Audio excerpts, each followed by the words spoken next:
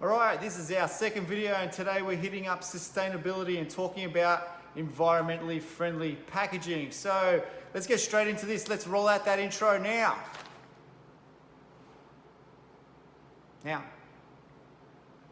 Hello? Pack it up, pack it in.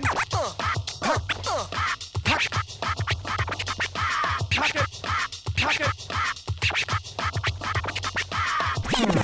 Okay, so the first thing you need to do if you're looking to get environmentally friendly packaging is first you've got to start engaging yourselves with providers like myself who can offer you sustainable properties. Now, what we're going to do today is discuss 3 different sections of sustainable properties that will help guide you in obtaining sustainable packaging.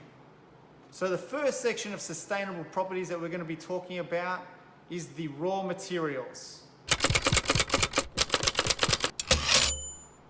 Raw materials will consist of different types of contents. Now, it could be a virgin content, it could be a partially recycled content, or it could be a completely and fully recycled content.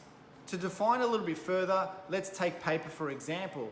Paper comes from trees. Those trees are cut down and it's turned into pulp. That pulp is then turned into paper, which is considered to be a virgin paper, meaning it's coming direct from trees that have been cut down. The virgin paper is then used to create a product or packaging which enters the marketplace. Once it hits into the marketplace, hopefully at the end of the life it is recycled. It should be recycled, you know who I'm talking to, or it ends up in landfill. If it does go into the recycling process, it's then turned into recycled pulp and it comes back to the paper mill as recycled pulp. That means it can be made into paper again without the need of having to cut down fresh trees, which is what's good for the environment here. All right, to recap this in layman's terms, if you're getting packaging made, ask your provider what is the content of the material for your packaging. Is it a virgin content? Is it partially recycled or is it fully recycled? The more recycled content that's used to make your packaging, the better it is for the environment and the more sustainable it is. Now, if you are using paper for your packaging, you can go one step further. You can even go back to your provider and ask them, is the paper that they're supplying you from a certified pulp? Which means, does it come from a responsibly managed forest? If your provider is doing the right thing and using a certified pulp, then they should be easily able to provide you with a certification that confirms that they are using a certified pulp. Moving on, now some other material properties that you should be considering when you're looking at your packaging is the ink that's used for the printing and also the glue that's used for any binding or gluing of your actual packaging product. Now for inks and glues to properly break down in the recycling process, which helps ensure that your products can be recycled back into the system, they really should be water soluble. There's another thing you need to check with your provider and get them to confirm for you, are the inks and other glues water soluble? And go one step further, ask them to provide some sort of certification and also maybe give you some indication on the actual brands that they're using for their inks and for their glues in your packaging products.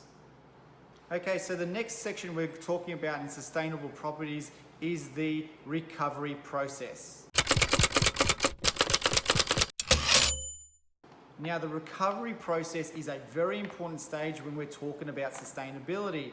It educates your consumer how to properly dispose of your product once it comes to its end life, once they're finished with it. Packaging is commonly disposed of in 3 or 4 different ways. Now, one of those ways is your general waste. So you're finished with your packaging product, you're ready to throw it out, you scrunch it into a ball, you do a 3-point shot and it lands in the bin, okay? So that rubbish is then taken out for collection, ends up in landfill, which is not really a cool thing. That's against what we're trying to do here. Second way is curbside recycling.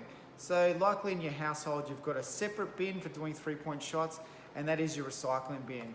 So that recycling is taken out to the curbside, a truck will pick that up, and it's taken to a sorting facility for recycling.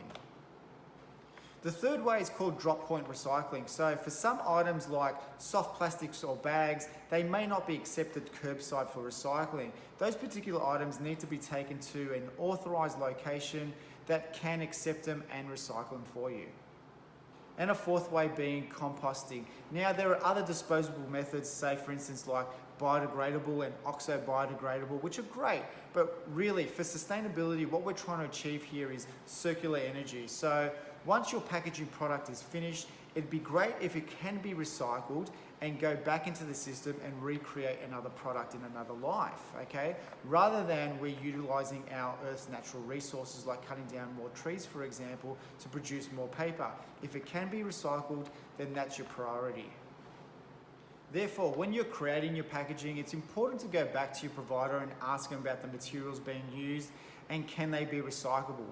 In particular, can they be curbside recycled? If they don't know what you're talking about, then their limitation on sustainability is pretty low, and it's probably in your best interest you start searching around for providers that can give you the right insight and the right information when you're presenting these questions to them. If you can get your products curbside recycled, then you're on a good path. So if you can clarify all this information with your provider, a real good thing to do for your consumers and for your market is to add the right recycling symbols on your actual packaging as well. Educate your consumer how to dispose of it properly. Make sure they're fulfilling their end of the bargain to keep it sustainable as well, because you've gone through so much effort to get it to this point and it's really in their hands. So give them the right guidance, give them the right information of how to dispose of it properly. The third and final sustainable property that we're going to be talking about here today is logistics. Ultimately, your packaging and your products need to be distributed. Now, they might be distributed by means of aeroplanes, trucks, or cars. It all depends on what type of product you're moving and where you're moving it to. But all these processes of transport release carbon emissions into the environment. So when you're being sustainable, what you want to try and do is reduce these emissions as much as possible in the distribution of your product. And you can do that in two different ways. Now, one of those ways is reducing the overall volume that's required to transit your goods to its required location.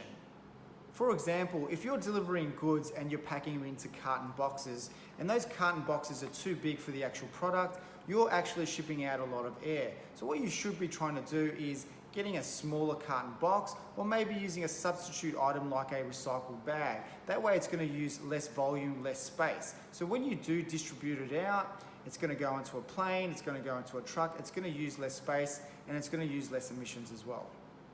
And a second way is to reduce the overall weight that's required in the transit of your goods. Give you an example. Instead of packing your goods into carton boxes, you may be able to pack them into a recycled bag. That recycled bag is going to weigh a lot less than all these cartons once they're all stacked up. If it's using less weight, that means either the truck or the aeroplane that's going to transit is going to use less petrol. Using less petrol again means less emissions.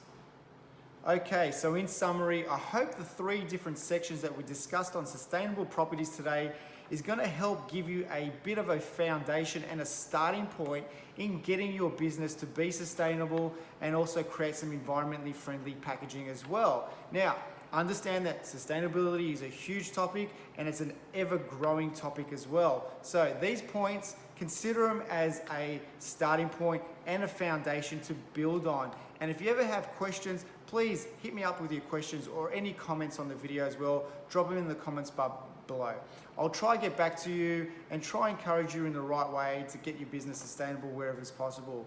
Hope you enjoyed today's video. Stay tuned for tomorrow's video. We're going to be talking about setting up DesignWorks like a pro, which is what you're going to be very soon after all these three videos. Hope you enjoyed it. See you soon. Push the button. Pack it up, pack it in.